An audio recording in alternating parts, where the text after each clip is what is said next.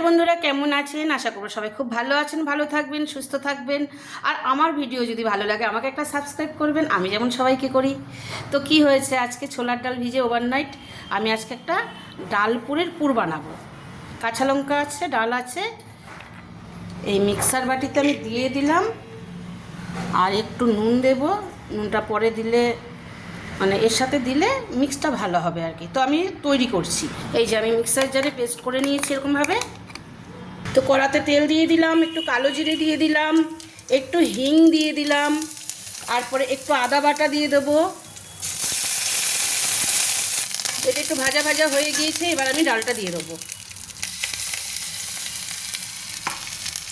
দিয়ে ভালো করে একটা পুর তৈরি করব।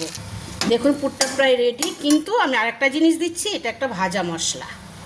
এই যে এটা না দিলে অসম্পূর্ণ। এটা আছে পাঁচফোড়ন, জিরে আর ধনে একসাথে আমি তেলে ভেজে নিয়েছি। এটাকে আর একটু মিশিয়ে নেবো, নামিয়ে নেব। আপনারা পরোটাও করতে পারেন, কচুরিও বানাতে পারেন, ডালপুরি মানে ডালপুরি মানে বানাতে পারেন, আবার পরোটাও করতে পারেন। ডালপুরির পুর রেডি।